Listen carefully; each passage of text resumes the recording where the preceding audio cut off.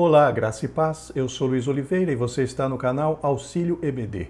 Estamos comentando a revista Lições Bíblicas Adultos da CPAD para o primeiro trimestre de 2021. O título desta série de lições é O Verdadeiro Pentecostalismo, a atualidade da doutrina bíblica sobre a atuação do Espírito Santo. O escritor desta série de lições é o pastor Ezequias Soares. Chegamos hoje, meus irmãos, à lição de número 6, que traz por título Santificação, comprometidos com a ética do Espírito. A santidade é outro atributo comunicável de Deus que nós, salvos em Cristo Jesus, precisamos desenvolver nas nossas vidas. Inclusive, meus irmãos, conforme nós vemos nas Sagradas Escrituras, a santificação é algo imprescindível, porque sem ela nós não veremos o Senhor. O textuário da lição está na Epístola aos Hebreus, no capítulo 12, versículo 14, e nos diz: Segui a paz com todos e a santificação, sem a qual ninguém verá o Senhor. Já a verdade prática nos ensina, santificação é especialidade do Espírito Santo. Ela é instantânea e ao mesmo tempo progressiva, pois acompanha o crescimento espiritual do crente. Já a leitura bíblica em classe está na primeira epístola de Pedro, no capítulo 1, versículos de 13 ao 23. Acompanhe a leitura, por favor. Portanto, cingido os lombos do vosso entendimento, sede sóbrios e esperai inteiramente na graça que se vos ofereceu na revelação de Jesus Cristo, como filhos obedientes, não vos conformando com as concupiscências que antes havia em vossa ignorância. Mas, como é santo aquele que vos chamou, sede vós também santos em toda a vossa maneira de viver. Porquanto escrito está, sede santos, porque eu sou santo. E se invocais por Pai aquele que... E se invocais por Pai aquele que, sem acepção de pessoas, julga segundo a obra de cada um, andai em temor durante o tempo da vossa peregrinação, sabendo que não foi com coisas corruptíveis, como prata ou ouro, que fostes resgatados da vossa vã maneira de viver que, por tradição, recebestes dos vossos pais, mas com o precioso sangue de Cristo, como de um cordeiro imaculado e incontaminado, o qual, na verdade, em outro tempo foi conhecido, ainda antes da fundação do mundo, mas manifestado nestes últimos tempos por amor de vós. E por ele credes em Deus, que o ressuscitou dos mortos e lhe deu glória, para que a vossa fé e esperança estivessem em Deus, purificando a vossa alma na obediência à verdade, para a caridade fraternal, não fingida. Amai-vos ardentemente uns aos outros com o coração puro, sendo de novo gerados, não de semente corruptível, mas da incorruptível, pela palavra de Deus, viva e que permanece para sempre. Como objetivo geral da lição nós temos mostrar o quanto devemos estar comprometidos com a ética do Espírito. Já os objetivos específicos são 3. Para o tópico 1, apresentar a santificação no Antigo Testamento. Já para o tópico 2, explicar a santificação no Novo Testamento. E, finalmente, para o tópico 3, aplicar o exemplo de santificação à vida dos alunos. Meus irmãos, como de costume, gostaria de lembrá-los que, para aqueles que assim o desejarem, as notas de aula que eu utilizei para a gravação deste vídeo estarão disponíveis para download. O link para download estará logo aqui abaixo na descrição deste vídeo. E se você está assistindo o vídeo ali pelo nosso site Estudantes da Bíblia, o link para download das notas de aula estará logo abaixo da janela do vídeo. Outro sim, meus irmãos, eu gostaria de agradecer todas as mensagens de apoio e carinho que vocês deixaram para nós ali nos comentários do último vídeo. Nós fizemos aquela explicação, a respeito do atraso na publicação dos vídeos e pedimos oração e nos sentimos muito amparados por vocês, meus irmãos. Muito obrigado pelo seu apoio, muito obrigado pelas palavras de carinho, pelas palavras de apoio, de suporte e principalmente muito obrigado pelas vossas orações. Cremos que logo estaremos comemorando a vitória em Cristo Jesus. Muito obrigado mais uma vez. Só o Senhor pode recompensar a cada um dos irmãos por todo o apoio que os irmãos têm nos dado, têm dado a esse humilde trabalho. Deus vos bendiga. Isto posto, vamos então ao comentário. Introdução. Deus é absolutamente santo. Sua santidade é infinita e inigualável. Ele é santo em si mesmo, em sua essência e natureza. Conforme mencionamos, meus irmãos, a santidade é um dos atributos comunicáveis de Deus. E conforme o comentarista pontuou, não há nada que se possa comparar com essa santidade, a santidade de Deus. Leiamos o que está ali no livro do Apocalipse, capítulo 15, versículo 4, na Nova Versão Transformadora. Quem não te temerá, Senhor? Quem não glorificará teu nome? Pois só tu és santo.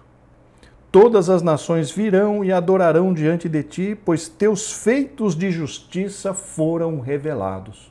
Notem, meus irmãos, que nessa versão está escrito, pois só tu és santo. E o que isso significa? Significa, meus irmãos, que a santidade absoluta pode ser encontrada apenas no nosso Deus. Sua vontade é que os crentes reflitam esse caráter de santificação no seu modo de vida. Vamos estudar então o que é ser santo e a necessidade de se ter uma vida santa. Na realidade, meus irmãos, pelo que vemos nas Escrituras, a santificação não é apenas a vontade de Deus, mas também é um requisito para que possamos alcançar a salvação. Leiamos novamente Hebreus 12:14, porém agora na Nova Versão Internacional. Esforcem-se para viver em paz com todos e para serem santos. Sem santidade, ninguém verá o Senhor. Vejam então que nessa versão, Nova Versão Internacional, meus irmãos, é muito mais clara essa questão da necessidade da santidade, da santificação, para que possamos ver o Senhor. O que significa ver o Senhor? Para que possamos alcançar a salvação das nossas almas. Este ver ao Senhor aqui, como diz lá na Almeida Revista e Corrigida, pois sem santificação ninguém verá o Senhor. Este ver ao Senhor nada mais é do que realmente a consumação da salvação nas nossas vidas. Santificação, meus irmãos, ser santo, ser separado do pecado, é um pré-requisito para que nós alcancemos a salvação. Então, além de ser vontade de Deus, também é pré-requisito. Sem santificação, não há salvação nas nossas vidas. Como ponto central da lição, nós temos: é preciso ter uma vida santa, estar comprometidos com a ética do Espírito. Chegamos ao tópico 1, que nos diz: a santificação no Antigo Testamento. A santidade de Deus se originou nele mesmo, ou seja, em Deus.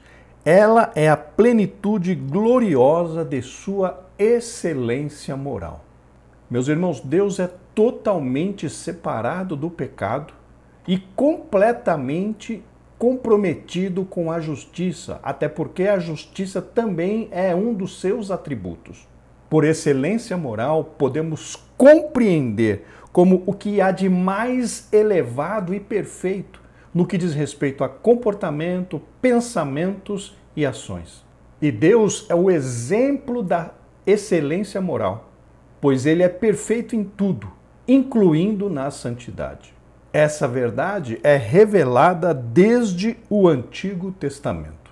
Nós vemos, meus irmãos, em várias passagens do Antigo Testamento, a menção a respeito da santidade de Deus. Entre elas, Salmos 47:8, por exemplo, Ezequiel 39:7, Isaías 57:15, Isaías também 43:15. Existem várias e várias outras referências no Antigo Testamento que apontam para o Deus Santo, para o Deus separado, para o Deus perfeito.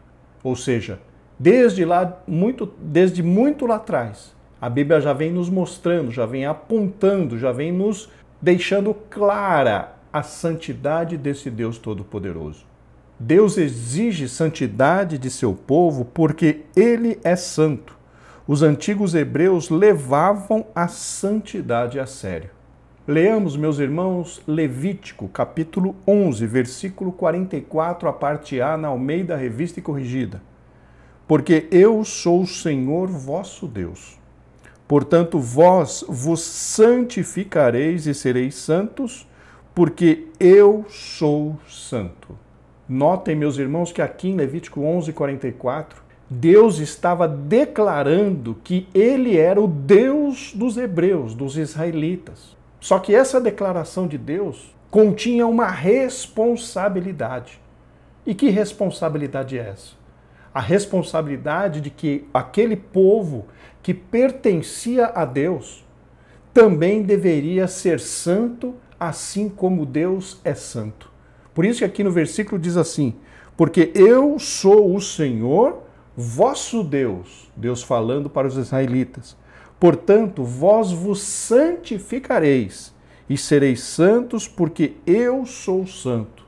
Nota então, conforme eu acabei de mencionar, essa expressão de Deus, eu sou o vosso Deus. E como eu sou o vosso Deus, para que vocês se relacionem comigo, vocês precisam se santificar, porque eu, dizendo Deus, sou santo. Vejam então, meus irmãos, que no nosso relacionamento com Deus pesa uma responsabilidade da nossa parte. Deus é o Todo-Poderoso. Deus é o Salvador. Deus é o Criador. E principalmente, Deus é santo. Todas as criaturas que querem se relacionar com este Deus santo precisam necessariamente desenvolver a santificação. Porque, como disse aqui, sede santos porque eu sou santo. Todo relacionamento que a criatura tem com o seu Criador depende de nós estarmos em santificação, depende de nós estarmos nos afastando do pecado e nos aproximando mais e mais desse Deus maravilhoso. É um pré-requisito, meus irmãos, conforme mencionamos no começo. Sem a santificação, ninguém verá o Senhor. Subtópico 1, a santificação. A ideia predominante de santificação ou santidade no Antigo Testamento é de separação tanto de pessoas como de lugares e coisas para o serviço sagrado. Aqui, meus irmãos, o comentarista já começa a abrir um pouco mais o nosso entendimento a respeito do que significa ser santo. E aqui ele menciona que no Antigo Testamento a ideia de santificação seria separação de alguém ou de alguma coisa ou de algum lugar para dedicação ao serviço ao Senhor. Então, no Antigo Testamento, quando se falava em santificar, se falava em se separar para uso do Senhor. Inclusive, meus irmãos, o pastor Antônio Gilberto traz uma definição para a palavra santidade que é separado. Inclusive, ele menciona na lição bíblica que ele escreveu a respeito deste assunto que santificar é pôr à parte, separar, consagrar ou dedicar uma coisa ou alguém para uso estritamente pessoal. Então, por estas palavras, nós já começamos a entender essa questão da santificação. O que é a santificação? É estar separado. Separado do quê? Separado do pecado. Mas é só estar separado? Não. É separado do pecado e estar dedicado ao serviço de Deus. Dedicado a servir ao Senhor. E no nosso caso, como cristãos da nova aliança, estarmos dedicados em agradar ao Senhor e fazer a sua vontade. Então esse, meus irmãos, essa na realidade é basicamente a definição da santificação. Se separar do pecado para se aproximar de Deus. Se dedicar a sua vida, dedicar a nossa vida a servir a Deus, a agradar a Deus, a atender tudo aquilo que Deus espera de cada um de nós. Isso então é a definição de santificação. Separar daquilo que é comum ou imundo, para fazer diferença entre o santo e o profano e entre o imundo e o limpo. Essa palavra comum utilizada aqui pelo comentarista significa algo sujo ou contaminado, ou seja, algo impróprio para uso no serviço de Deus. O profano é alguém que se mostra indiferente no que diz respeito ao sagrado. A definição de profanar é tratar com irreverência, de forma desrespeitosa e ofensiva, aquilo que é sagrado. Então, quem profana, ele está desrespeitando, está ofendendo, está até desprezando aquilo que é sagrado. Tudo isso é chamado de profanação. O verbo hebraico kadash, ser santo, ser santificado, santificar, ser posto à parte, é o mais usado no Antigo Testamento, aparece 830 vezes, incluindo seus derivados, e cuja ideia central é separar do uso comum para o serviço de Deus, consagrar. Meus irmãos, a exemplo do que aconteceu na aula passada, para essa aula a respeito deste tema de santificação, o pastor Antônio Gilberto também escreveu uma lição a esse respeito, naquele mesmo terceiro trimestre de 2006. Eu vou deixar o link aqui embaixo para os irmãos acessarem, se assim for do desejo dos irmãos. Lição de número 6 do terceiro trimestre de 2006, onde o pastor Antônio Gilberto nos traz aqui um suporte, vamos dizer assim, mais uma base sólida para os professores ministrarem essa aula, principalmente no que diz respeito a estes termos no hebraico. Ali nessa lição, o pastor Antônio Gilberto fala um pouquinho diferente. Aqui o pastor Ezequiel Soares diz, né, que aparece 830 vezes a palavra Kadash, incluindo os seus derivados. E ali o pastor Antônio Gilberto faz uma separação de todas das 3 ou 4 palavras, né, que aparecem ali e dá uma explicação a respeito delas. Eu achei interessante esta aula e vou deixar o link para você, se os irmãos se interessarem para dar uma olhada nessa aula do pastor Antônio Gilberto, lição de número 6 do terceiro trimestre de 2006, os irmãos acessem o link aqui na descrição do vídeo. E se os irmãos estiverem ali no nosso site Estudantes da Bíblia, o link também para essa lição estará logo abaixo ali da janela do vídeo.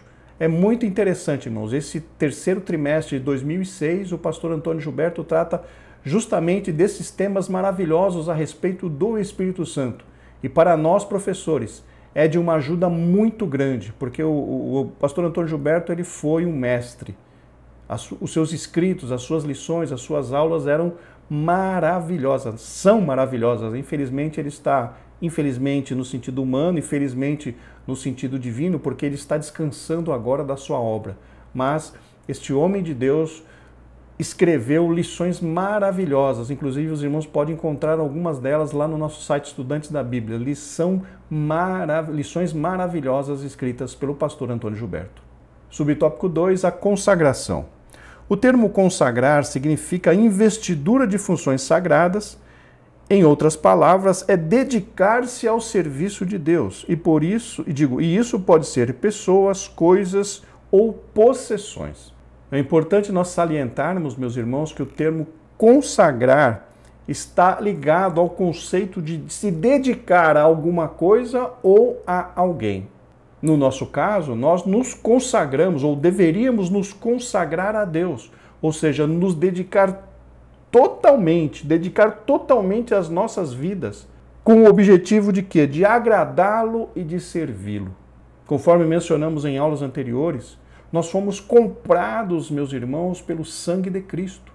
Cristo nos comprou na cruz do Calvário, Ele pagou as nossas dívidas e com isso Ele comprou para Deus todos nós que somos salvos.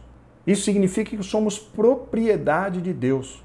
E como propriedade de Deus, Deus exige de nós que nós nos dediquemos a fazer a vontade dEle. E é aí que entra a questão da santificação. Como servos de Deus, somos constrangidos pela Bíblia a nos separarmos do pecado para nos dedicarmos ao Senhor, nos dedicarmos completamente. É uma luta diária, meus irmãos, que nós travamos para que isso aconteça. Tem dias que nós fraquejamos, tem períodos que nós até nos afastamos de Deus porque deixamos de orar, porque deixamos de ler a Bíblia. E quando esses esses períodos nos atingem, meus irmãos, nós percebemos que as nossas forças para resistir às tentações, às lutas e ao pecado diminuem.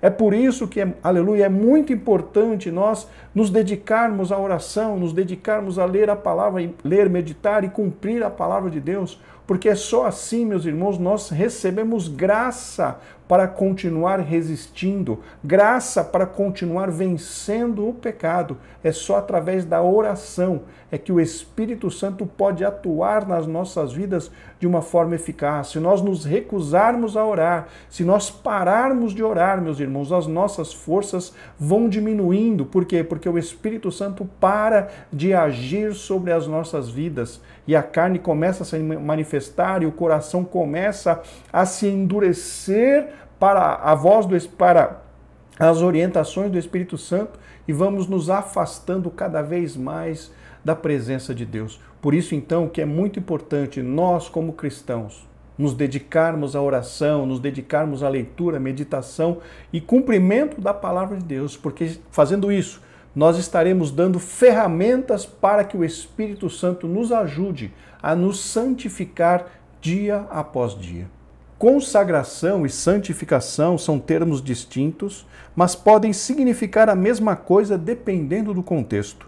Que façam vestes a Arão para santificá-lo, ou que façam vestes para Arão para consagrá-lo, como diz aqui na Nova Almeida Atualizada. O verbo hebraico para consagrar é o mesmo para santificar e ser santo.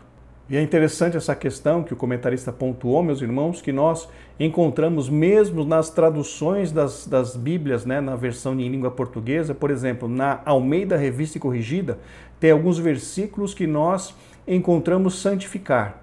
E quando vamos ler esses mesmos versículos, por exemplo, na Nova Versão Internacional, na Nova Versão Transformadora, encontramos o termo consagrar ao invés do termo santificar. Por isso que o comentarista disse que consagrar e santificar são coisas diferentes, mas muitas vezes elas são utilizadas como sendo a mesma coisa. Inclusive encontramos, conforme mencionei, essa diferença ou essa questão essa igualdade nas traduções da Bíblia. A ARC usa santificar e as outras versões usam consagrar. Trata-se de uma exigência justa e necessária para os sacerdotes levitas e para o tabernáculo com todos os seus utensílios, pois se baseiam na santidade de um Deus santo. Santo, santo, santo é o Senhor dos exércitos, como diz lá em Isaías 6:3.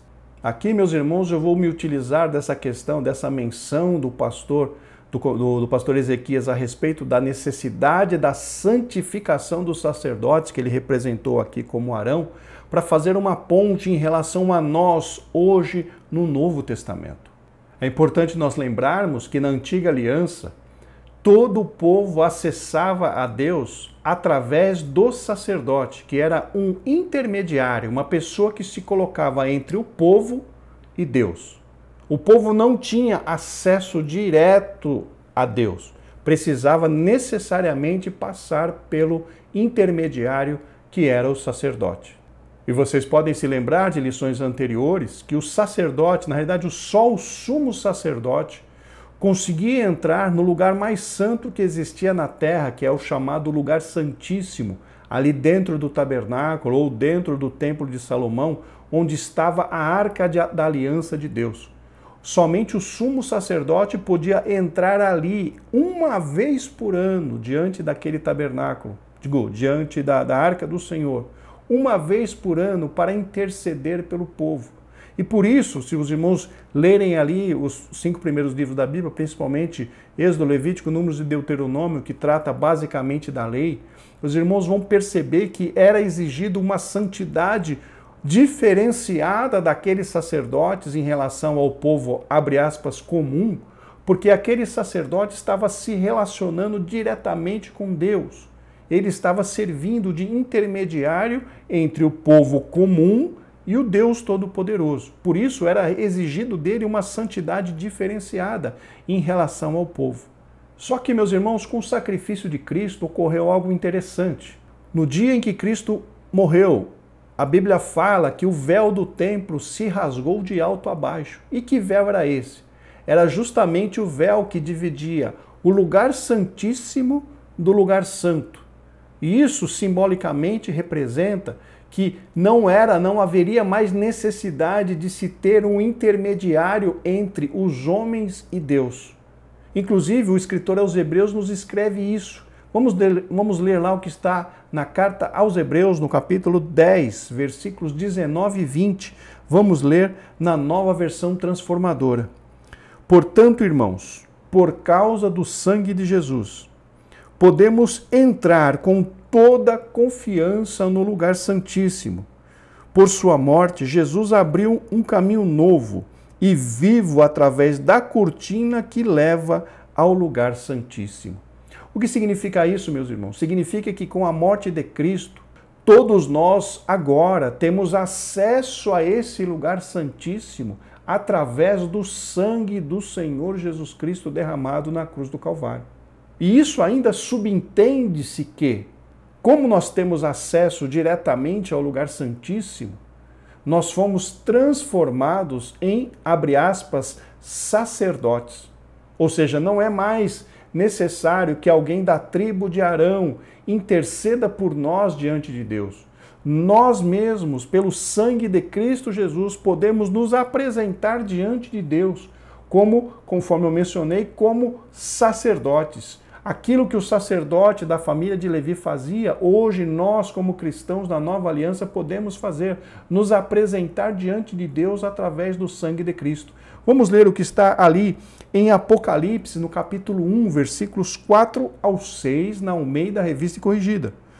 João, às 7 igrejas que estão na Ásia. Graça e paz seja convosco da parte daquele que é, e que era, e que há de vir, e da dos 7 espíritos que estão diante do seu trono, e da parte de Jesus Cristo, que é a fiel testemunha, o primogênito dos mortos e o príncipe dos reis da terra. Àquele que nos ama, aqui está falando de Cristo, àquele que nos ama, e em seu sangue nos lavou dos nossos pecados, e nos fez reis e sacerdotes para Deus e seu Pai, a ele glória e poder para todos sempre. Amém. Vejam então, meus irmãos, que aqui no Apocalipse, João escreveu que o Senhor Jesus Cristo nos lavou nos seus pecados, nos lavou dos nossos pecados com o seu sangue e nos fez reis e sacerdotes para Deus. Então, percebam o que eu quero enfatizar aqui. Havia no Antigo Testamento uma necessidade de uma santificação acima, mais exigente daqueles que entravam no lugar santíssimo, porque estavam se apresentando diante de Deus. E essa santificação diferenciada era para os sacerdotes.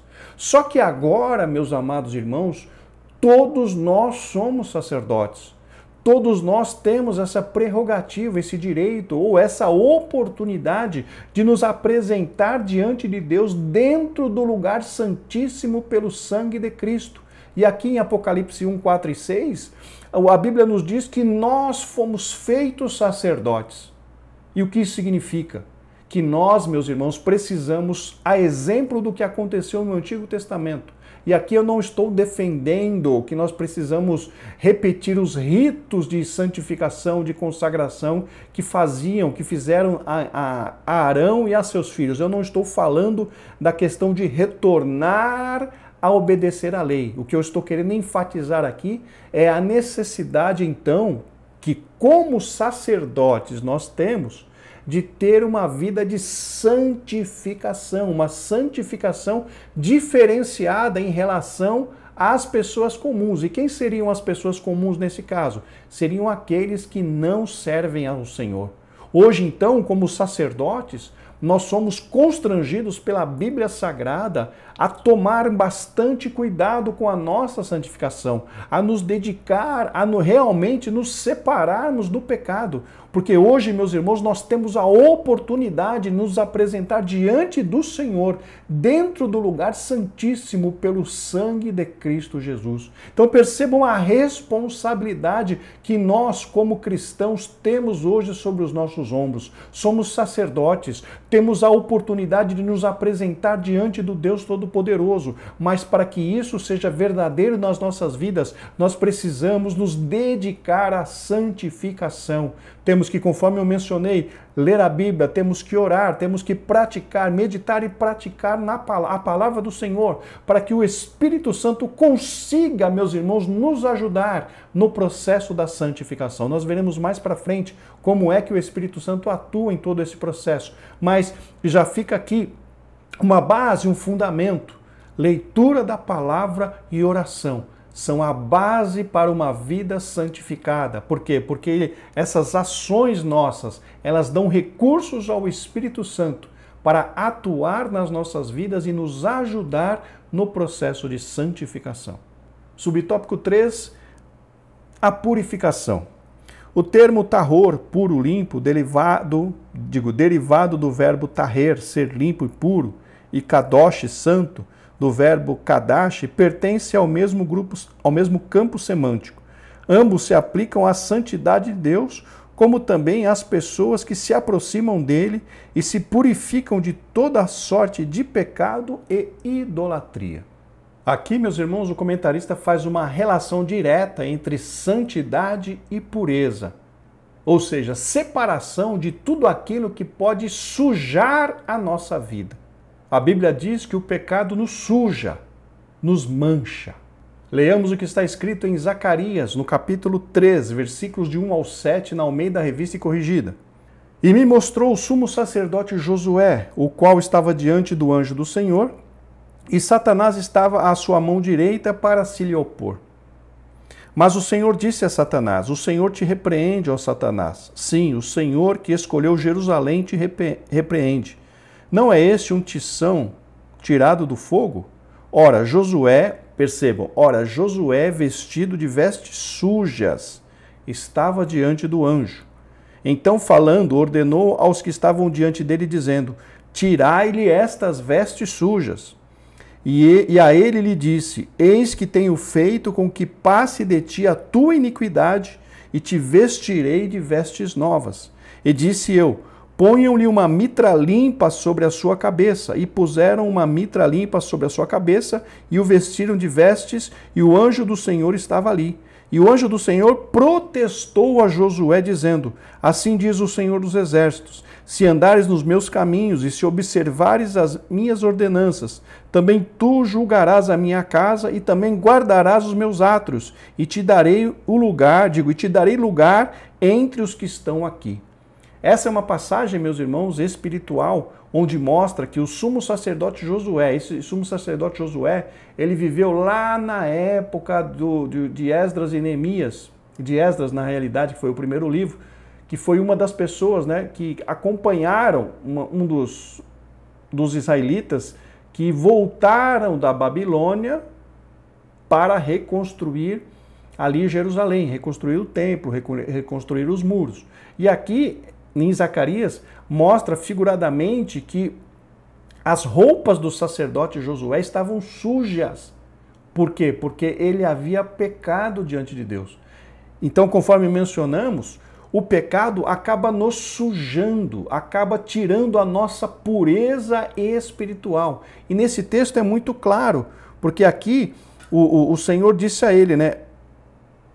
Disse a Deus falando a Josué: eis que tenho feito com que passe de ti a tua iniquidade, e te vestirei de vestes novas. Então o pecado tinha sujado as roupas do sacerdote Josué.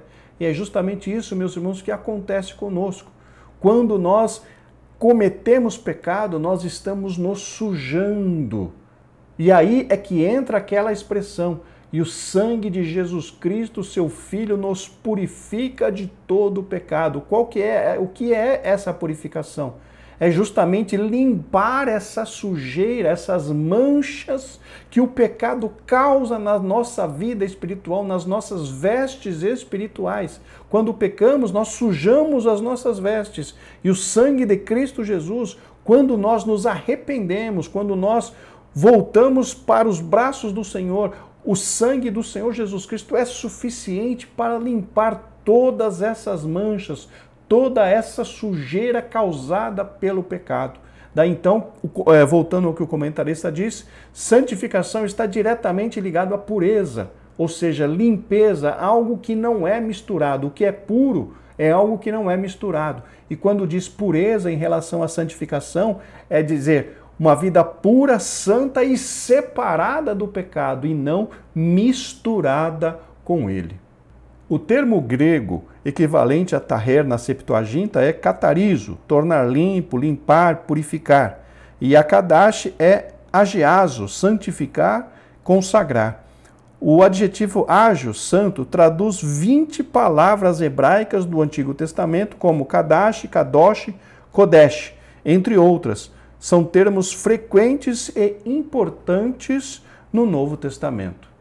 Meus irmãos, esse termo grego ágios, mencionado pelo comentarista, aparece 235 vezes no Novo Testamento, de acordo com o site biblehub.com. E esse termo ágios, ele pode se referir tanto ao Espírito Santo, como encontramos lá em Mateus 1, 18 e 20, Mateus 3 e 11, Mateus 12 e 32. Esse termo ágios também pode ser usado para se referir à cidade santa, como está lá em Mateus 4 e 5, Mateus 27 e 53. Pode também se referir ao lugar santo, como em Mateus 24 e 15. E em Marcos, capítulo 6, versículo 20, a parte A na Almeida Revista e Corrigida, o termo aparece para se referir inclusive a João Batista, porque Herodes temia a João, sabendo que era varão justo e santo. Então, o ágios aqui no Novo Testamento realmente aparece, a tradução é santo, mas pode significar, como já mencionamos, se referindo ao Espírito Santo, à cidade santa, ao lugar santo e até a pessoas santas, que aqui no caso de Marcos 6 e 20, a parte A, fala a respeito de João Batista. Chegamos ao tópico 2, que nos diz a santificação no Novo Testamento.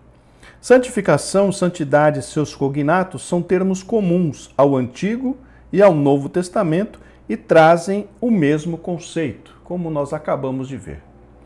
Na Nova Aliança, santificação é a semelhança do caráter de Cristo e o efeito real da salvação na vida cristã. Conforme mencionamos, meus irmãos, agora há pouco, santificação é a separação do pecado e a sua consequente dedicação a servir, a agradar ao Deus Todo-Poderoso.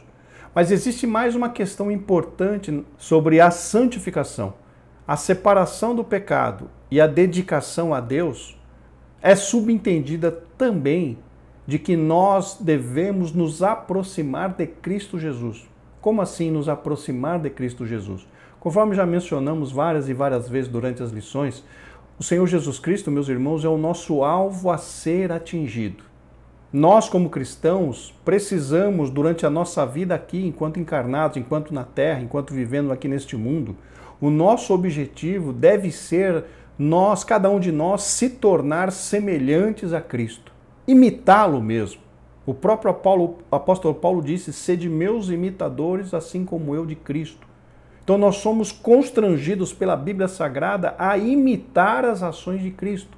Imitar, a nos parecer com Cristo, a agir como Ele agiu, a amar como Ele amou, a falar como Ele falou, até a fazer os milagres que Ele realizou aqui, porque Ele mesmo disse, e vós fareis obras maiores do que essa, porque eu vou para o Pai. Então o Senhor Jesus Cristo é o nosso alvo a ser atingido. Nós estamos lutando para nos tornar iguais a Ele. Nós estamos lutando para nos atingirmos a mesma estatura que Ele. Lembra lá em Efésios 4:11, quando a Bíblia fala que Deus deu uns para apóstolos, outros para profetas, outros para evangelistas, outros para pastores e outros para doutores, buscando o quê? O aperfeiçoamento dos santos, para que todos atinjam o quê? A estatura de varão perfeito. Que estatura de varão perfeito é essa, meus irmãos? É justamente a imagem e semelhança de Cristo Jesus. É nós atingirmos o caráter de Cristo Jesus. Esse, então, é o nosso objetivo. A santificação não é simplesmente algo, eu preciso me separar do pecado. Não, não é só isso. É separar do pecado, é se dedicar a Deus e principalmente é ter Jesus Cristo como nosso supremo exemplo a ser seguido. Cristo é o nosso alvo, como eu já acabei de mencionar. Nós precisamos nos esforçar para sermos iguais a Cristo. Cristãos é servos de Cristo. Cristãos são discípulos de Cristo. E os discípulos o que fazem? Se esforçam para se tornarem iguais ao vosso Mestre. E Cristo é o nosso Mestre. E Cristo é o nosso Senhor. E na nossa jornada, meus irmãos, nós precisamos nos esforçar para nos tornarmos iguais a Ele. Fazer o que Ele fez, agir do jeito que Ele agiu, amar do jeito que Ele amou, enfim. Ele é o nosso exemplo supremo a ser seguido e o nosso objetivo a ser alcançado. Subtópico 1, a obra da Trindade. O Novo Testamento torna explícito o que antes estava implícito no Antigo. Isso diz respeito também à obra salvífica do Deus Trino. Aqui, meus irmãos, o comentarista diz tão somente que hoje, na Nova Aliança, nós tivemos uma revelação completa do plano da salvação em Cristo Jesus, o que era lá na Antiga Aliança apenas mostrado de forma figurada. Hoje nós conseguimos entender, lendo o Antigo Testamento, que ali na Antiga Aliança já estava sendo explicado como se daria a salvação. Só que os judeus, na realidade, não conseguiram ligar todos os pontos para poder vislumbrar a questão do plano da salvação. Então esse plano da salvação foi revelado na Nova Aliança através de Cristo Jesus, mas já havia sido mencionado de forma figurada já no Antigo Testamento.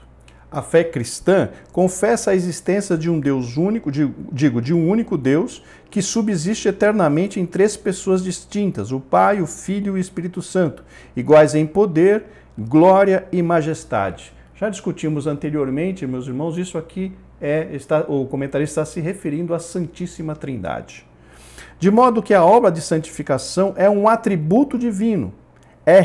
Um atributo divino é realizada pela unidade da Trindade, como pela Trindade na unidade. São as três pessoas atuando na obra da redenção.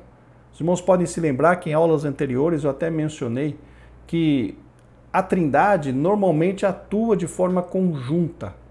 E é-nos muito complicado quando nós tentamos separar a atuação da Trindade. Por exemplo, em relação à salvação, enfim, em relação a todas as outras coisas, é muito difícil para nós tentarmos separar. Não, Deus faz só aquilo, o Senhor Jesus Cristo faz só aquilo, o Espírito Santo faz só isso. Tirando aquela questão que nós mencionamos também em aulas anteriores ali de 1 Coríntios 12, onde o Espírito Santo lida com os dons local. O Senhor Jesus Cristo lida com os ministérios a nível, vamos dizer assim, mais de igreja, a nível mais de uma região. E Deus atua na questão da operação, que pode englobar uma cidade, um estado e até o globo terrestre como um todo. Ali, em 1 Coríntios 12, nós conseguimos um pequeno lampejo de alguma separação. O Espírito Santo dom, o Senhor Jesus Cristo ministério, Deus as operações. Mas fora esse caso em particular, meus irmãos, é-nos muito difícil separar a atuação de Deus, do Espírito Santo, do Senhor Jesus Cristo. E aqui o comentarista afirma justamente isso, né? Que a santificação, que é um atributo divino, é realizada pela unidade da Trindade, como pela Trindade na unidade, ou seja, são as três pessoas atuando na obra de redenção, na obra de santificação, enfim. É a Trindade como um todo trabalhando. Não nos é possível separar o que realmente se há realmente algum tipo de separação entre ali as pessoas da Trindade.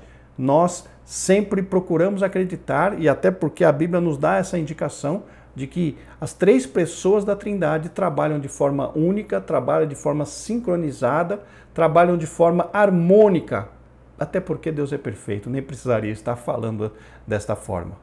Subtópico 2, a natureza da santificação. Não há no Novo Testamento ritual de purificação cerimonial ou legal de santificação, diferentemente da realidade do sistema mosaico. É o que mencionamos agora há pouco. Lá atrás, Arão, os seus filhos, eles passaram por um processo de consagração e foram lavados, foi derramado óleo sobre a sua cabeça, ficaram ali 7 dias do lado de fora do tabernáculo, enfim, teve todo um ritual. Hoje, essa nossa santificação é diferente. A santificação hoje é através da atuação do Espírito Santo nas nossas vidas, desde que estejamos orando e lendo a palavra. Então, agora são situações diferentes do que eram a consagração lá para a consagração e santificação hoje na nova aliança. A santificação pode ocorrer de maneira instantânea, isso quando o pecador recebe a salvação em Jesus pela fé. Ela é chamada teologicamente de santificação posicional, referente à mudança da posição de pecador para santificado. Isso é obra do Espírito Santo, que passa a habitar no interior do crente. Aqui, meus irmãos, eu achei um pouco estranha essa expressão do comentarista, né? Porque ele diz que a santificação pode ocorrer de forma instantânea na vida do crente. Na realidade, meus irmãos, não nos parece ser correto essa questão, né? Essa colocação de que pode ocorrer. O pastor Antônio Gilberto cita naquela lição que nós mencionamos anteriormente, que a santificação ela é tríplice, ou seja, tem 3 fases. A primeira delas é a posicional, que é justamente essa que o comentarista explicou, que é recebida no momento da aceitação do Senhor Jesus Cristo, no momento da aceitação do Evangelho. Essa é a chamada posicional.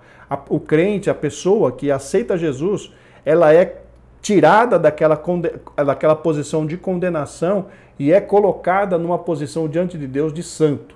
Através de Cristo Jesus, aquela pessoa virou santa. Ela passa a ter um viver santo através do sangue de Cristo Jesus. E isso, meus irmãos, aponta para todos os pecados pregressos. Ou seja, naquele momento que uma pessoa aceita Cristo Jesus como seu Salvador, se converte realmente, o Espírito Santo vem habitar no coração daquela pessoa, todas as dívidas cometidas, todos os pecados cometidos por aquela pessoa, eles são imediatamente perdoados. Imediatamente perdoados. Daí, então, naquele momento, a pessoa é tirada daquela situação de condenação e é colocada numa posição de santo. Todos os seus pecados foram perdoados. Essa, então, é a chamada santificação posicional. A segunda santificação que o comentarista pontuou, e principalmente que o pastor Antônio Gilberto colocou, é a santificação progressiva. Então, no momento da aceitação de Cristo, os pecados anteriores foram perdoados. Só que a pessoa aceita Cristo, a pessoa não para de pecar. Infelizmente, nós não paramos de pecar. Continuamos pecando por quê? Porque nós estamos ainda na carne. Então, o que acontece depois disso? Então eu pequei, eu deixei de ser santo. Bom, não é que você deixou, que nós deixamos de ser santo. É que nós adquirimos uma outra dívida. A primeira dívida foi paga por Cristo. A primeira dívida que eu digo, os pecados cometidos antes da salvação, antes da aceitação de Cristo, foram pagos por Cristo. Mas e os outros pecados que nós vamos cometendo depois que nós vamos nos convertendo? Digo, depois que nós nos convertemos, como fazer para pagar esses pecados? É justamente no processo de quê? De santificação progressiva. Nós erramos, nos arrependemos, o sangue de Cristo vem e nos purifica. E vamos caminhando, erramos, nos arrependemos, pedimos perdão e o sangue do Senhor Jesus Cristo nos purifica. Isso o que é? É justamente, meus irmãos, é a santificação progressiva.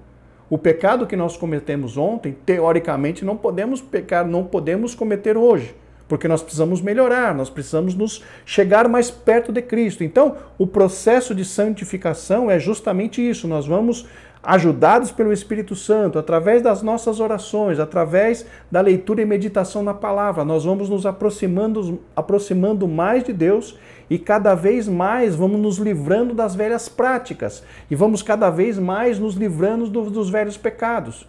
E pecamos, nos arrependemos, pedimos perdão e o Senhor Jesus Cristo nos purifica. E aí o Espírito Santo, nós precisamos dar oportunidade para o Espírito Santo trabalhando na nossa vida. Nós precisamos dar oportunidade para o Espírito Santo vivificar a palavra, para o Espírito Santo nos ajudar. Quando nós oramos, meus irmãos, aqui é um ponto muito importante. Quando nós oramos, nós não estamos mudando a Deus, nós estamos mudando a nós mesmos. Quando nós buscamos ao Senhor em oração, nós estamos nos mudando, nós estamos buscando mudança em nós estamos buscando mais, como é que eu posso dizer? Nós estamos buscando mais obediência ao Senhor, mais sensibilidades para entendermos, para ouvir, para percebermos a voz do Espírito Santo que sempre fala conosco. Então, percebam que através da leitura da palavra, através da oração, é que o Espírito Santo atua nas nossas vidas para nos dar vitória a respeito desses pecados que nós cometíamos, mas de repente nós sentimos que temos graça, recebemos graça de Deus, fala, puxa, agora eu estou conseguindo resistir àquele pecado. Por quê? Porque isso é libertação, isso é justamente a santificação. Vamos deixando aqueles pecados, vamos deixando aquelas velhas práticas, vamos nos aproximando mais de Cristo, vamos vencendo. E isso, meus irmãos, é progressivamente. Santificação progressiva, vamos dia após dia vencendo pecado por pecado, prática por prática. E tudo que fazíamos de errado, vamos nos vencendo, vamos nos libertando através, mais uma vez repetindo, da oração, da leitura da palavra, para que o Espírito Santo consiga trabalhar, ter recursos e ferramentas para trabalhar nas nossas vidas. Então temos santificação posicional, quando aceitamos a Cristo. Temos a santificação progressiva, que é aquela adquirida, conseguida no dia após dia. E a última dela é a santificação definitiva, quando o nosso corpo for transformado. Este corpo que a Bíblia chama de corruptível, for transformado em um corpo incorruptível, ou seja, um corpo que não pode mais pecar. Então são essas três fases: posicional, progressiva e depois a santificação definitiva, que se dará quando nós formos transformados em um novo corpo. Glórias ao nome do Senhor. Subtópico 3, uma necessidade. A nova vida em Cristo é um novo nascimento. Ao nascer, a criança continua o seu crescimento físico e mental, e isso se aplica também à vida espiritual. Aqui, meus irmãos, o comentarista confirma um conceito que é muito importante para nós cristãos: a necessidade do crescimento e desenvolvimento da nossa vida espiritual. Como todo ser vivo, precisamos crescer e nos desenvolver em todos os sentidos. O apóstolo Pedro nos exorta nesse sentido, na sua segunda epístola, no capítulo 3, versículo 18, vamos ler na Nova Versão Transformadora. Antes, cresçam na graça e no conhecimento de nosso Senhor e Salvador Jesus Cristo. A Ele seja a glória, agora e para sempre. Amém. Então vejam que o apóstolo Pedro diz que nós precisamos crescer na graça e no conhecimento. Inclusive também o apóstolo Paulo menciona algo semelhante. Vamos ler o que ele descreveu aos Efésios, no capítulo 4, versículo 15, na Almeida Revista e Corrigida. Antes, seguindo a verdade em amor, cresçamos em tudo naquele que é a cabeça, Cristo. Vejam então, meus irmãos, que o apóstolo Paulo nos exorta a que nós cresçamos em tudo em Cristo, que é a cabeça. E como que é esse crescimento em Cristo? É justamente nós imitando a Ele, nós cada vez mais andando nos passos de Cristo, fazendo o que Ele fazia, pensando como Ele pensava, amando como Ele amava, ou seja, imitando o nosso Senhor, imitando o nosso Mestre, aprendendo com Ele a ser manso e humilde de coração. Glórias ao nome do Senhor. Apesar de a santificação ser instantânea, ela é ao mesmo tempo progressiva, conforme nós acabamos de mencionar. A salvação em Cristo é acompanhada da santificação e seu agente ativo é o Espírito Santo. Aqui, meus irmãos, conforme nós mencionamos, essa questão do agente ativo é o Espírito Santo é justamente da forma que eu mencionei para os irmãos. O Espírito Santo só conseguirá trabalhar nas nossas vidas se nós estivermos orando, e se nós estivermos lendo e meditando na palavra de Deus. Não há como ele trabalhar na nossa vida se nós não estivermos orando. Porque, em primeiro lugar, ele não nos obriga a nada. O Espírito Santo é um cavalheiro.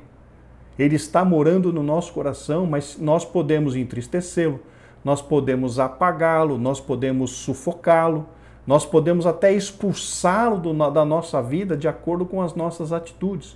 Ele é um gentleman, ou seja, um cavalheiro. Ele só atua enquanto nós estivermos deixando ele atuar. E como que ele pode atuar nas nossas vidas, meus irmãos? Se estivermos em oração.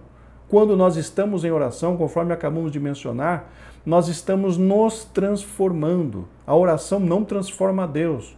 O nosso jejum não transforma a Deus. O jejum transforma a nós. A oração transforma a nós. E quando nós estamos orando, nós estamos nos aproximando de Deus. E o Espírito Santo, por conta disso, começa a atuar nas nossas vidas, porque nós vamos sendo transformados enquanto estamos orando.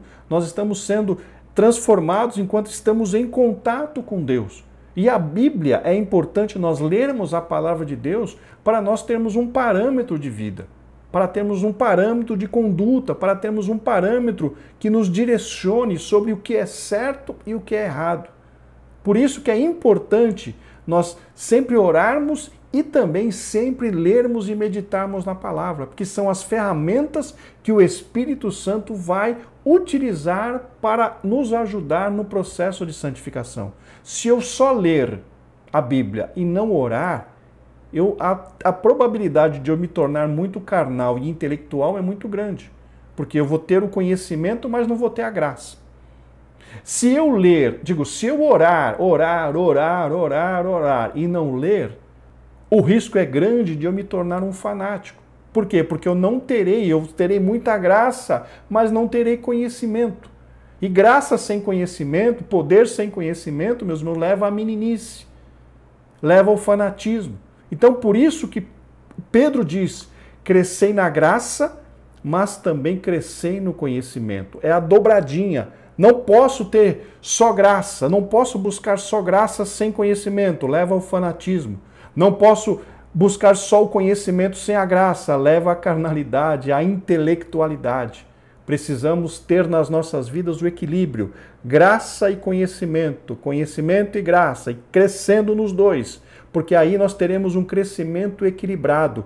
E o Espírito Santo, quando nós crescemos na graça e no conhecimento, ele tem ferramentas para nos ajudar no processo de santificação.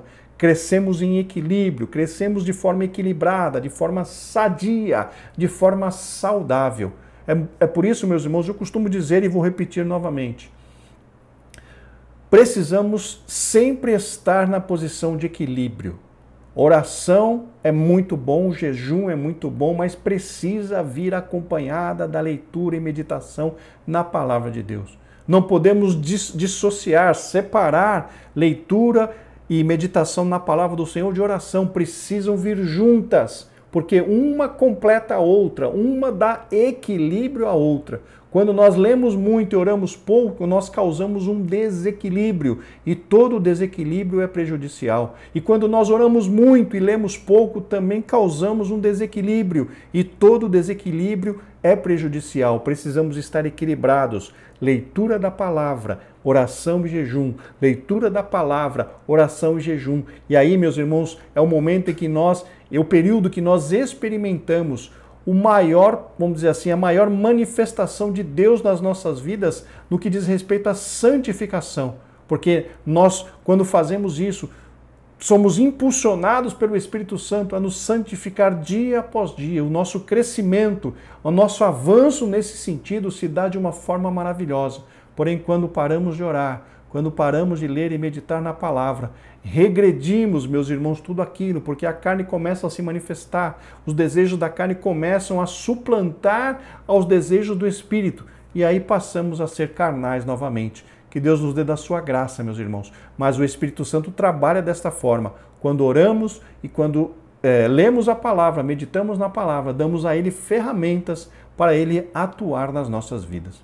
A vida cristã é uma carreira. É justamente o que lemos ali na carta aos Hebreus, no capítulo 12, versículos 1 e 2, vamos ler na Almeida Revista e Corrigida. Portanto, nós também, pois que estamos rodeados de uma tão grande nuvem de testemunhas, deixemos todo o pecado e o embaraço, deixemos todo o embaraço e o pecado que de tão de perto nos rodeia e corramos com paciência a carreira que nos está proposta, olhando para Jesus, o autor e consumador da fé, o qual, pelo gozo que lhe estava proposto, suportou a cruz, desprezando a afronta e assentou-se à destra do trono de Deus. Então, meus irmãos, realmente a vida cristã é uma jornada, como diz o comentarista aqui, é uma carreira. Correi com paciência a carreira que vos está proposta, olhando para Jesus. Assim é a santificação progressiva, que nos torna mais semelhantes a Cristo, como mencionamos há pouco. Não se trata de um tema secundário, pois sem ela ninguém verá o Senhor, como nós dissemos no comecinho da lição. Sem santificação, meus irmãos, não há salvação, porque sem santificação não veremos o Senhor. Chegamos agora, meus irmãos, ao tópico de número 3, que diz: a santificação aplicada ao crente. O Espírito Santo é a fonte de santidade e o Senhor o seu padrão. Conforme mencionamos, Cristo é o nosso alvo a ser atingido e é o Espírito Santo quem atua utilizando a oração e a palavra de Deus para nos fazer caminhar na jornada da santificação. Todos os crentes desejam se parecer com Jesus e viver de maneira a agradar a Deus. Meus irmãos, sabemos que não são todos. Todos deveríamos desejar isso, todos deveríamos desejar parecer-nos com Cristo, mas na realidade não são todos. E aí que entra a nossa importância como professores e formadores de opinião. Precisamos influenciar, meus irmãos, os nossos ouvintes e esclarecer-lhes a responsabilidade que nós temos como cristãos, a responsabilidade que Deus colocou sobre os nossos ombros de representá-lo aqui nesta terra. E ainda conforme mencionamos, sem santificação nós não conseguiremos ver o Senhor. Então, santificação é algo que é de suma importância para todos nós cristãos. E por isso precisamos convencer a todos, influenciar a todos, para que todos se dediquem a realmente agradar ao Senhor e se parecer com Ele. A santificação do crente é obra do Deus Trino, também conforme mencionamos anteriormente. Subtópico 1. A comunidade de Jesus. As epístolas do Novo Testamento visam fortalecer as igrejas e exortá-las a uma vida santa diante de Deus e da sociedade. O texto de 1 Pedro 1, de 13 a 16, não é diferente. Aqui, meus irmãos, o comentarista está se referindo à leitura bíblica em classe ali do 1 Pedro 1, do 13 ao 16, é a primeira parte ali da leitura bíblica em classe, onde Pedro nos exorta a nós sermos santos em toda a nossa maneira de viver. Inclusive, Paulo tem uma palavra bastante interessante a respeito disso. Vamos ler o que ele disse na sua primeira carta aos Coríntios, no capítulo 10, versículo 32, na Almeida Revista e Corrigida. Portai-vos de modo que não deis escândalo nem aos judeus, nem aos gregos, nem à igreja de Deus. Veja então, meus irmãos, a exortação de Paulo a que nós sejamos exemplos, que nós não demos escândalo, ou seja, que nós não pratiquemos nada que venha escandalizar nem hebreus, nem judeus, nem os gregos e nem a igreja de Deus. Ou seja, nós precisamos ter uma linha de atuação, uma linha de procedimento que não traga escândalo para ninguém daqueles que nos rodeiam. Ou seja, precisamos zelar pela nossa santificação, fazendo apenas aquilo que agrade ao Deus Todo-Poderoso. Até porque temos uma responsabilidade diante dessas pessoas de representar o Evangelho aqui na terra. O status de Israel como propriedade peculiar de Deus, reino de sacerdotes e nação santa, que está lá em Êxodo 19:6, é revigorado na igreja, conforme nós mencionamos também naquela questão de hoje nós somos reis e sacerdotes. O ensino petrino, o ensino de Pedro, mostra que o estilo de vida dos crentes revela o caráter de Cristo. Conforme nós mencionamos, meus irmãos, Cristo é o nosso alvo a ser atingido. E quem está em santificação está trabalhando para desenvolver em si mesmo, ou para ter desenvolvido em si mesmo o caráter de Cristo, agir como Cristo agiu, fazer o que Cristo fez, enfim. Essa então é a questão do desenvolvimento do caráter que o nosso comentarista menciona aqui, pois nesse processo de santificação nós estamos nos esforçando para nos parecer cada vez mais com Cristo Jesus, o nosso Senhor. Aqueles irmãos que vieram do paganismo são agora norteados, ou seja, dirigidos pelo Espírito Santo que vive neles, e por isso renunciaram às práticas dos gentios. É justamente essa a questão da santificação, meus irmãos. Nós deixarmos as velhas práticas e passarmos a praticar aquilo que a palavra do Senhor nos orienta.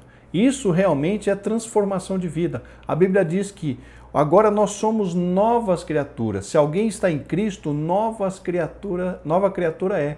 As coisas velhas já passaram e eis que tudo se fez novo. Essas coisas velhas que passaram seriam as velhas práticas, as velhas, como eu posso dizer, os velhos vícios, as velhas práticas, as velhas ações já passaram e agora nós estamos vivendo em novidade de vida. E que novidade de vida é essa? Uma vida que venha agradar ao Deus Todo-Poderoso. Subtópico 2, uma vida santificada. Somos santificados pela palavra, pelo sangue e pelo Espírito. E aqui, meus irmãos, vemos que, conforme eu mencionei, o comentarista disse, somos santificados pela palavra. Por quê? Porque a palavra dirige as nossas vidas, ela nos mostra as ações que devemos ter, enfim, ela nos aponta o caminho. A Bíblia fala ali nos Salmos 119, 11, se eu não me engano, escondi a tua palavra no meu coração para quê? Para eu não pecar contra ti. Então a palavra nos mostra o caminho. O Espírito Santo, conforme eu mencionei, quando nós oramos, ele usa a palavra e a nossa oração, a nossa transformação através da oração para nos ajudar, para vivificar a palavra do Senhor nas nossas vidas, para que nós sejamos transformados e purificados. E o sangue de Jesus entra onde? Justamente na nossa purificação. Quando nós erramos, lembra que eu mencionei? Nós erramos, nos arrependemos, chegamos ao Senhor arrependidos e aí o sangue do Senhor Jesus Cristo nos purifica. E vai nos purificando, e vai nos purificando. Todas as vezes que nós nos arrependemos verdadeiramente diante de Deus, esse sangue vem e nos purifica. Então, ele também é um agente de santificação, porque ele purifica os nossos pecados. Nós pecamos enquanto estamos na terra, quando nos arrependemos, quando nós buscamos ao Senhor com arrependimento, este sangue automaticamente, não vou dizer automaticamente, mas esse sangue é nos oferecido novamente para que ele venha e purifique as nossas vidas deste pecado cometido, confessado e deixado. A Bíblia diz que aquele que encobre as suas transgressões não prosperará, mas aquele que as confessa e deixa alcançará misericórdia. E no Novo Testamento, nós somos constrangidos pela Bíblia a todos os pecados cometidos, precisamos levar diante do Senhor. A Bíblia diz que o Senhor Jesus Cristo é o nosso advogado. Filhinhos, não pequeis, diz lá em 1 João, mas se alguém pecar, temos um advogado junto ao Pai, Jesus Cristo justo. Então o pecado, meus irmãos, deveria ser um acidente nas nossas vidas. E quando esses acidentes acontecem, nós nos chegamos ao Senhor Jesus Cristo pedindo perdão e o sangue de Cristo Jesus vem e nos purifica desses pecados cometidos. Então, nós temos esses três agentes. Nós temos aqui a palavra, nós temos o sangue e nós temos também a ação do Espírito Santo nas nossas vidas. Podemos afirmar com Donald G. que a santificação é a semelhança do caráter de Cristo. É o efeito real da salvação através da qual a própria vida de Cristo permanece para sempre na vida e no caráter do crente. Então, meus irmãos, vejam aqui que a santificação é realmente esse desenvolvimento do caráter de Cristo nas nossas vidas. Mais uma vez, repito, através do quê? Da leitura da palavra. Como que nós vamos desenvolver o caráter de Cristo se nós não sabemos como Cristo foi? A palavra é quem vai nos dizer isso. A palavra é que vai nos mostrar quem Cristo foi. Então nós precisamos da palavra. Mas conforme eu mencionei, é quando oramos é que nós somos transformados, é que nós vamos nos transformando, vamos nos permitindo ser trabalhados pelo Espírito Santo. Então, vejam que nesse processo, eu estou sendo muito repetitivo, eu reconheço isso, mas isso precisa ficar muito claro para os irmãos.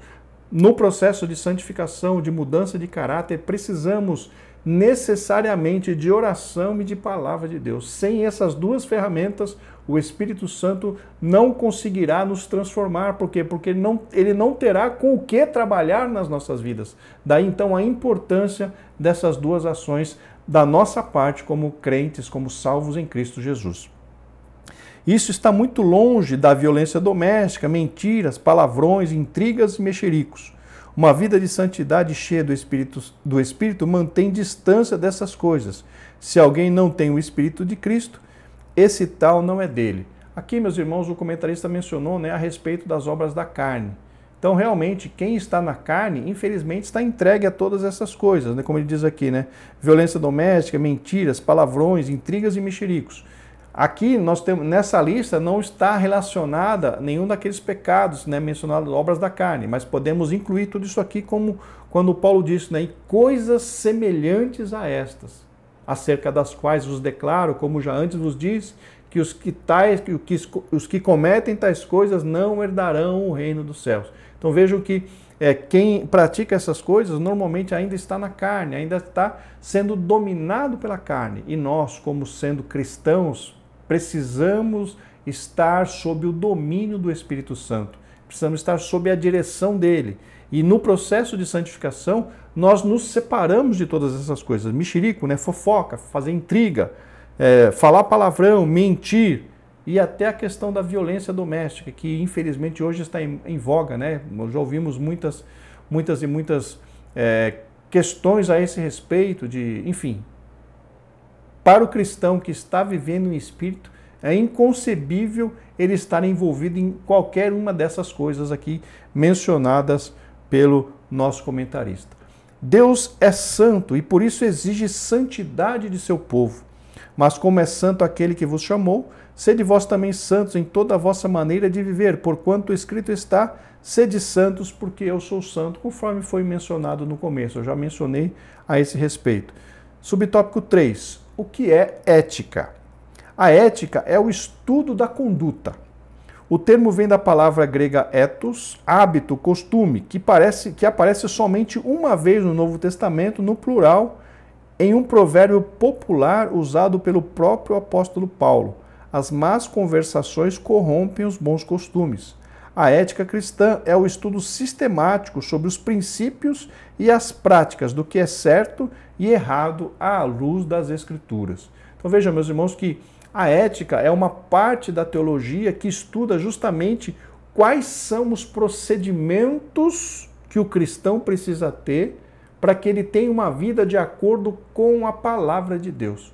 Trata-se da parte da teologia que estuda o padrão de conduta conforme a vontade de Deus, que é realmente o que acabamos de mencionar. Então ela pega aquilo que vamos dizer assim, está espalhado pela Bíblia Sagrada e ela condensa, ela junta aqueles pensamentos para nos direcionar, nos dá, abre aspas, um resumo de como deve ser a vida do cristão perante a sociedade para que ele tenha uma vida de acordo com a palavra de Deus. Essa, então, é a função da ética, nos mostrar quais são os procedimentos que todo cristão deve ter para que ele ande em conformidade, ou seja, para que ele ande de acordo com os ensinamentos da palavra de Deus.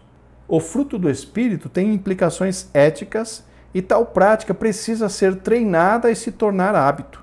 Isso agrada a Deus e às pessoas, e por meio de nossa conduta, até os incrédulos glorificam a Deus. Meus irmãos, aqui precisamos só tomar um pouco de cuidado, porque aqui o comentarista diz, que a prática precisa ser treinada e se tornar hábito. nós precisamos só tomar um pouco de cuidado, porque nós não podemos considerar as nossas atitudes na vida cristã como sendo um hábito. Ou seja, fazer as coisas porque eu me habituei àquilo. Porque isso pode ser considerado por alguns como legalismo. O que é o legalismo? É você obedecer por obedecer, sem saber o porquê está obedecendo. É como se fosse um hábito. Por que você faz isso? Eu não sei, eu estou acostumado a fazer isso. Na nossa vida como cristão, nós precisamos saber o motivo pelo qual nós tomamos cada uma das nossas decisões. Não podemos fazer nada simplesmente por hábito. Ah, eu faço assim porque eu já faço assim. Não. Por que você ora? Ah, eu oro porque eu já acostumei a orar. Não. Eu oro por necessidade. Eu sei que eu preciso orar. Eu sei que eu preciso estar em contato com o Espírito Santo. Ah, por que você lê a Bíblia? Ah, eu tenho o hábito de ler. Não, meu irmão, não é simplesmente ler por hábito, é ler por necessidade, é ler por desejo, é ler por amor. Então entendam que muitas vezes essa questão da palavra por hábito pode ser mal interpretada, pode ser levada para o lado do legalismo, que faz porque faz. Não, nós precisamos fazer todas as coisas para o Senhor com amor, com dedicação, e não simplesmente porque estamos acostumados. Ah, por que você vai no culto à noite, no domingo? Ah, porque no domingo é o dia de ir no culto, eu estou acostumado a ir ao culto. Não, nós vamos ao culto porque nós vamos para adorar ao Senhor, nós vamos para agradecer ao Senhor. Nós temos que nos sentir motivados a agir, a tomar as decisões, a fazer as coisas para o Senhor e não simplesmente fazê-las por hábito. Então, os irmãos, por favor, tomem bastante cuidado com essa questão de fazer as coisas por hábito. Inclusive, aqui em 1 aos Coríntios 10:31, Paulo nos diz assim, vamos ler na Almeida, Revista e Corrigida. Portanto, quer comais, quer bebais, ou façais outra qualquer coisa, fazei tudo para a glória de Deus. Ou seja, tudo com a motivação de glorificar ao Senhor e não simplesmente por ser um costume. Meus irmãos, estamos chegando ao final dessa lição, vamos para a conclusão. Sobre a santificação, precisamos saber o significado, a sua importância e a sua necessidade. Isso evita confundir a santificação com regras externas, típicas de religiões legalistas, conforme mencionamos. A santificação é a marca de uma vida na plenitude do Espírito. Meus irmãos, que nós possamos entender que o Espírito Santo só vai agir nas nossas vidas se nós estivermos orando, se nós estivermos lendo a palavra. Se nós não estivermos fazendo isso, a nossa santificação pode estar paralisada. O processo de santificação pode estar paralisado nas nossas vidas. Porque sem a oração e sem a leitura da palavra, o Espírito Santo não tem ferramentas para se utilizar nas nossas vidas. Quando alguém fala assim, o Espírito Santo é quem me santifica. Muitas vezes a pessoa fica esperando o Espírito Santo vir agir, mas se você não ora, se você não lê a palavra, não tem como você se santificar. Não há como o Espírito Santo agir, nem na minha, nem na sua vida, se nós não orarmos, se nós não lermos a palavra do Senhor, porque Ele não tem ferramenta para isso. Então, que nós possamos entender isso, mentalizar isso e praticar. Se nós queremos ter uma vida santificada, nós precisamos ter uma constante vida de oração e uma constante vida de leitura e meditação na palavra de Deus. Temos que ter essas duas ações cristãs como sendo de suma importância para que nós sejamos crentes vitoriosos na presença do Senhor. Sem oração e sem leitura e meditação na palavra, o processo de santificação não segue avante. Na realidade, nós até vamos regredindo, porque o Espírito Santo não tem como trabalhar nas nossas vidas.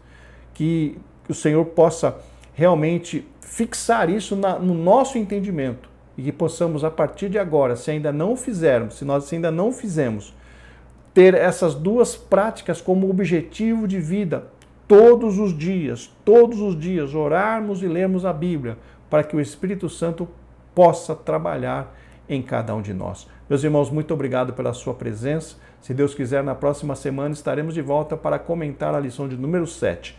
Graça e paz, que Deus vos abençoe.